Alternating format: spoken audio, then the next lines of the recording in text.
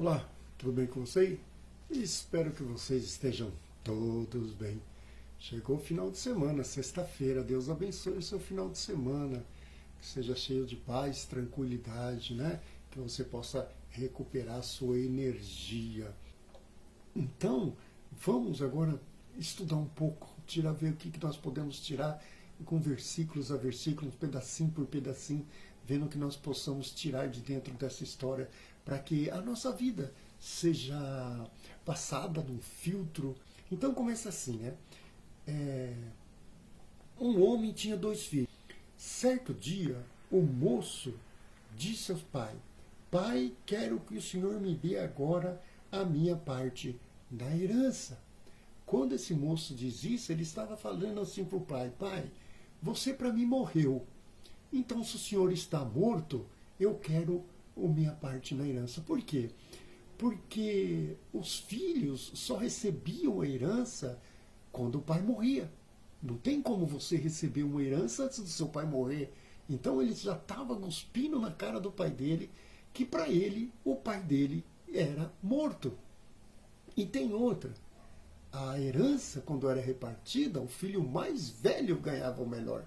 O mais velho ganhava a parte maior. O mais novo ficava com a parte pequena, né?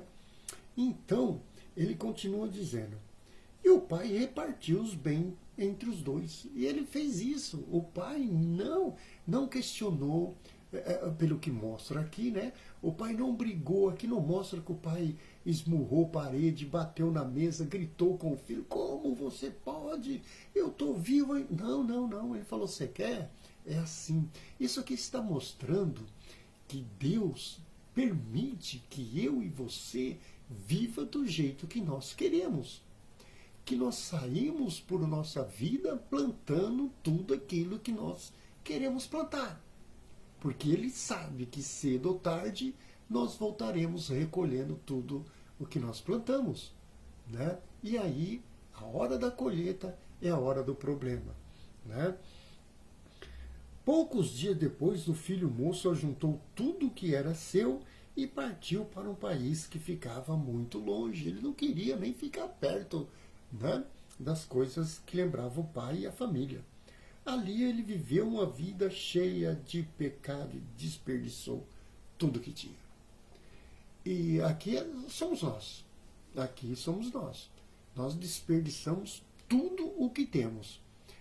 Muito raramente você vê uma pessoa trabalhando, guardando dinheiro, sendo uma pessoa honesta, sendo uma pessoa prática, sendo uma pessoa que economiza, sendo uma pessoa que não quer ficar se mostrando, sendo uma pessoa que não quer ficar à rebelia por aí. É por isso que muitas e muitas pessoas não têm nada na vida. É por isso, porque tudo que ganha quer mostrar para os outros que ganhou. Quer comer em lugar caro todo dia, quer frequentar lugares caros todo dia, quer almoçar em lugar caro todo dia, quer comprar as coisas mais caras todo dia, e está sempre precisando trabalhar para que não desmorone tudo, porque ele está sempre gastando mais do que deve, está sempre perdendo tudo que tem. E com coisas, pior que é com coisas, que lá no futuro não vai ter significado nenhum para ele, porque a ferrugem comeu ou o ladrão roubou, né? E aí ele continua. O rapaz já havia gastado tudo quando houve uma grande fome naquele país e ele começou a passar necessidade. Ele já tinha vivido essa vida desregrada, fazendo de tudo, né? Jogos, mulheres, drogas, bebidas. É tudo isso que nós fazemos. Ele não é diferente de mim, não é diferente de você. Eu bebia, não usava droga, graças a Deus nisso eu nunca cheguei. Mas eu bebia muito, jogava muito, eu gostava muito de jogo, né? Então é dinheiro desperdiçado. Porque quando você ganha um pouquinho, você já quer aumentar, a aposta. Então você vai sempre perder. Jogo você vai sempre perder. Entendeu? E aí, com essa vida desregrada, começou a ter fome naquele país. Antigamente existia muito isso, porque era poucos, né? O mundo não era essa coisa maravilhosa que tem. A comida era tipo, você morava numa cidade ali, vamos supor, uma cidade com 100 mil habitantes. Essa cidade ao redor dela cultivava as coisas que ela tinha. E quando aparecia alguma seca aí de 3, 4 meses, pronto, acabava, não tinha mais comida. E aí você tinha que ter alguma coisa guardada. E como você vai ter alguma coisa guardada se a sua vida é desregrada e você não está nem aí para nada, né? Então ele continua. Então procurou um dos moradores daquela terra e pediu ajuda. Este o mandou para a sua fazenda a fim de tratar de porcos. Porcos para os judeus é uma das coisas mais nojentas que existe. Porco e judeu não moram na mesma frase. Não, porque quando foi formado o povo judeu, lá quando era Israel, que Deus chamou Abraão e formou o povo judeu desse homem, vinham as leis, e as leis disse que carne de porco não comerás. Né? Por causa da sujeira daquele tempo, da sujeira do porco. O porco vive em chiqueiro, não é como hoje, né? E aquele tempo ainda era pior, né? Então, não podia comer carne de porco. E se você colocasse porco e judeu no mesmo lugar, o judeu se matava, né? Porque ele não podia estar perto de porco. Porco era um bicho que, se ele tocasse, ele tinha que tomar banho 10, 15 vezes, lavar a mão o dia inteiro. É um negócio terrível. Então, não cabe na mesma frase. E ali, ele foi colocado para cuidar de porcos. E olha, pior, ali com fome ele tinha vontade de comer o que os porcos comiam. Ele não só foi rebaixado a cuidar de porco, mas que ele foi rebaixado a comer o que o porco comia. Gente, quem come o que o porco come? E aqui nós estamos falando daquele chiqueiro, lamacento, entendeu? Cheio de cocô de porco, cheio de bicho de pé de porco, lembra? Você já pegou bicho de pé? Então, lá estava cheio.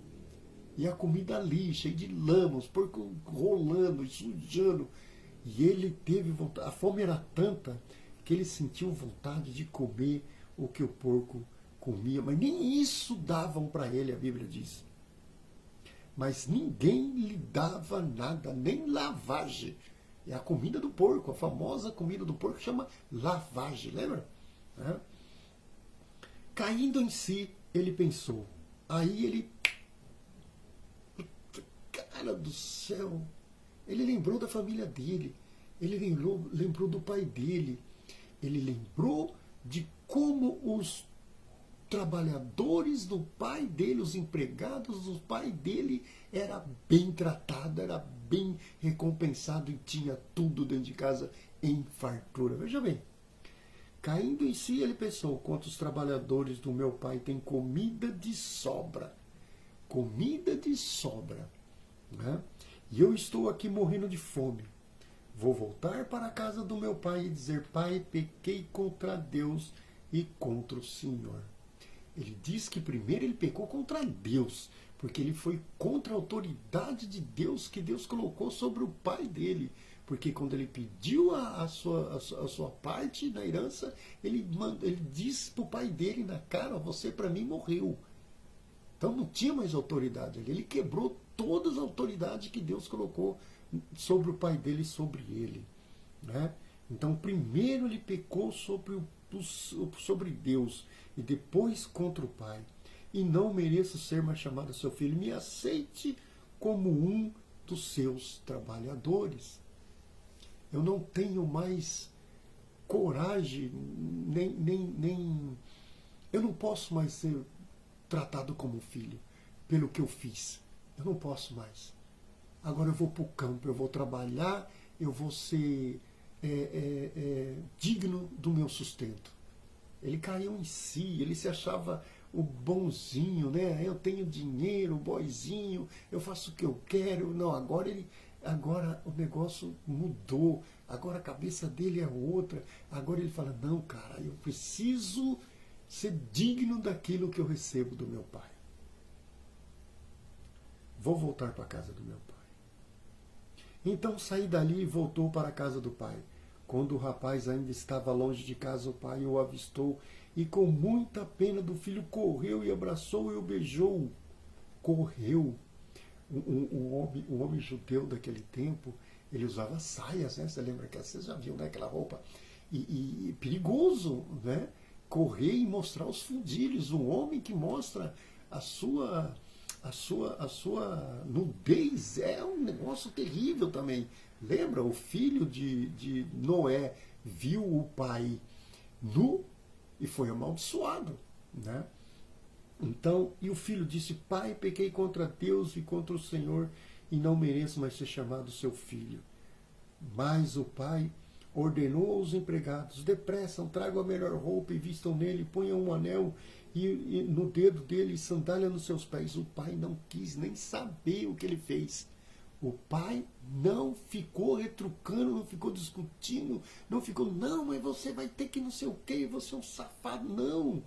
Não, o pai rapidamente procurou tirar aquela conversa dele e vamos recuperar, vamos abraçar, vamos tratar, vamos cuidar. Também tragam e mate o bezerro gordo, vamos começar a festejar, porque esse meu filho estava morto e viveu de novo, estava perdido e foi achado. E começaram a festar.